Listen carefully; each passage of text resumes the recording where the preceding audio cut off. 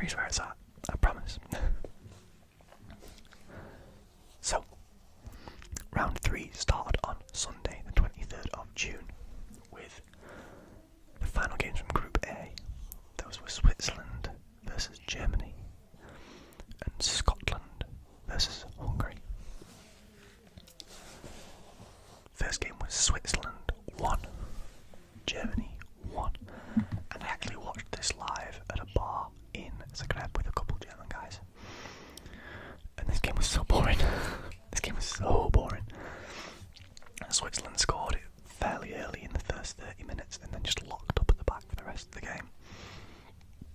Until Nicholas Füllkrug's header unlocked them a little bit. But the German side were poor, yeah. I have to admit, they didn't look dangerous enough on the attack. I was speaking to the German guys I was with and they were not impressed. It's fair to say. But, Germany got the job done. They finished top of the group, I think. Switzerland second, both qualified. I think Hungary unfortunately didn't. Scotland definitely didn't. But we'll get onto that game in a moment, which ended Hungary 1, Scotland 0, with a goal in the 90 plus 10th minute by Kevin Sobov. I think that's how you say his name. Scotland, unfortunately, couldn't get a result out of Hungary. I don't think it really would have mattered if they did anyway. I don't think they'd have gone through due to the 5-1. But, yeah, it was... I didn't watch this game. I heard it was pretty boring for the most part. Hungary deserved the win also from what I heard. But unlucky to Scotland, unfortunate for them. They are out of the Euros now. We'll be moving on to the next round. So then on Monday we had 2 more games. Spain versus Albania, which we'll start with. Ended 1-0 to Spain after Ferran Torres scored in the 13th minute. Now this is kind of sad to see, because I kind of enjoyed watching Albania in this tournament. I kind of backed them. They were pretty fun to watch, especially the game against Italy. Was it Italy? No, the Croatia game, sorry. The game against Croatia, they were really good. It was fun to see. But they couldn't get the job done. Spain look really strong at the moment. One of the favourites for the tournament, which is good for me because I have them in the sweepstake. But yeah, no, really good to see Spain doing well again. And we'll see how they get on the next round. Now this game, Croatia versus Italy. I actually watched from the main square in Zagreb. This game was insane, man. This game was so good. Luka Modric missed in the penalty and then scoring the follow-up like a few minutes later, or even a few seconds later. You can imagine the scenes in Zagreb Square. It was insane, man. Flares were being set off, everyone jumping around, screaming. It was such an experience. And then Italy went and scored in the 98th minute. And the square fell silent. But no, in all fairness, Italy were probably the better side of this game. I was obviously supporting Croatia pretty heavy at the time because I wanted to see chaos unfold. But unfortunately, they couldn't get the job done. They got eliminated from the tournament, which is rough. And yeah, that's unfortunate for them. Italy through to the next round in second place in the group. I can't remember who they're playing, but we'll go through that in a second. But anyway, moving on to Group C now, which was the craziest group in the entire tournament, I think. No, Group C first. This is the England group. This was not the craziest group. This group is terrible. Both games, Denmark versus Serbia and England versus Slovenia, ended 0-0. 6 games in this group, and 5 of them were draws. So much fun. So I didn't get to watch either of these because I was actually travelling at the time. I was on the plane back from Zagreb, but I just kept on hearing that it was 0-0, and I kept on hearing that it was 0-0, and then I heard that it ended 0-0, and I don't know what else else I expected. I think it was written in the stars it was going to happen. But very boring games apparently. Unlike Group D. France won. Poland won. Now this did mean that France finished second in the group, and we'll get on to why in a second. But Poland, this was, from what I have seen, their best performance of the tournament so far. Which is really interesting because they were pretty poor against the other two teams. I thought they looked pretty bad against Austria. I watched that game in Vienna. It was insane. Yeah, I thought they looked pretty bad against Austria. I didn't think they looked great against the Netherlands, but against France, they looked a lot stronger. It's just unfortunate it took them 3 games to gel to such a level. But, you know, unfortunately they were the first team eliminated from the tournament after losing their first 2 games. But one team that weren't eliminated, and very much surprised all of us, Austria 3, Netherlands 2. Meaning that Austria finished top of the group with 7 points. Crazy performances from Austria. Ralf Rangnick's side, man, they looked so good against this Netherlands side. They looked really good against Poland too. They deserve that top spot in the group, and I think they're dark horses for this competition. I don't think they're going to get much further, but I think they could get a lot further than we thought they would in the start. I think a lot of people might have written Austria off at the start of the game, at the start of the tournament, sorry. But it's good to see a team kind of from the outside doing a little bit better. You know, they're not one of the 6 or 8 strong teams when the competition started that you would say, yeah, they've got a pretty good chance of winning. You wouldn't have thought that. But they beat the Netherlands, which meant the Netherlands finished 3rd in that group. They did still qualify for the next round, however. But a very interesting group there, some 2 pretty good games. Now, yesterday's results for Group E and Group F. Slovakia won. Romania won. This group was nuts, right?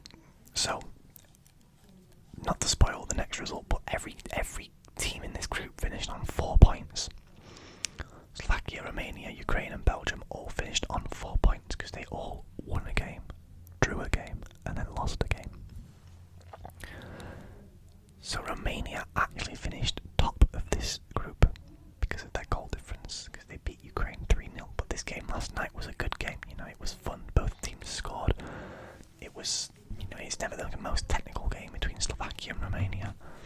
But props to both teams for managing to score and managed to get it done fairly early too. I know the Romanians was a penalty, but Andrei Duda scoring in the 24th for Slovakia and then Romania coming back is, you know, pretty interesting. Very cool to see. And then Ukraine-Belgium was a 0-0 affair that Belgium should be disappointed that they didn't win. If Belgium would have won that, they would have gone top of the group, but they couldn't hold off Ukraine. Yeah, so all teams ended on 4 points, and the group ranked in this order. It went Romania, Belgium, Slovakia, and Ukraine. Ukraine being eliminated there on goal difference because they conceded 3 to Romania in the opening game. So Slovakia move on to the next round, so do the other 2. And it'll be very interesting to see them in the next matches because Belgium have got a big game in front of them. And the last 2 matches. Georgia 2. Portugal 0. Good old Georgia, eh? Their first international tournament ever, I think, or their first Euro anyway. And they go beat Portugal 2-0. Goals from Mikatadze and Kvaratskhelia, who someone said I look like in the comments the other day, which is kind of funny. But Mikatadze is the highest scorer of the competition so far. He's going to win the Golden Boot at this rate. Georgia needed that win, right? Okay, so Georgia were on 1 point after their draw to, I believe, the Czech Republic. Needed the win against Portugal to have a chance at qualifying. And they only went and bloody did it. Crazy result for them. They looked so good yesterday. And then they also, other game of that night, was Czechia versus Turkey. Turkey won 2-1. crazy, right? Okay, so we had a Hakan Çalhanoğlu goal to put Turkey 1-0 up. We had Thomas Socek scoring in the 66th to level the scores. I forgot to mention that Antonin Barak got sent off in the 20th minute for Turkey. For Czechia, sorry. And then Cenk Tosun scores in 90 plus 4 to put Turkey 2-1 in front and solidify them as, I believe, if memory serves me correctly, the top spot in the group. But we'll check that in a moment. I don't trust that I've got that right. I've gone off the page that I was on. That's not great. Hold on. There we go. Yeah, so that was the games and the current standings in the groups now, right? The end standings are Germany with 7 points, Switzerland with 5 points, Hungary with 3 points, and Scotland with 1 point, sending both Hungary and Scotland out. Group B, Spain with 9 points, the only team to do so, by the way, in that group. Italy with 4 points, Croatia with 2, and Albania with 1, which sends Croatia and Albania out of the competition. Group C, England with 5 points, very disappointing from us. Denmark with 3 points, Slovenia with 3 points, and Serbia with 2 points, sending Serbia out of the competition. Because Slovenia's net goal difference was 0, which was better than Hungary's -3. Group D, Austria on 6 points, France on 5 points, Netherlands on 4 points, and Poland on 1 point, sending Poland out, but we already knew that before the last game even started. All 3 other teams have advanced to the round of 16. Group E,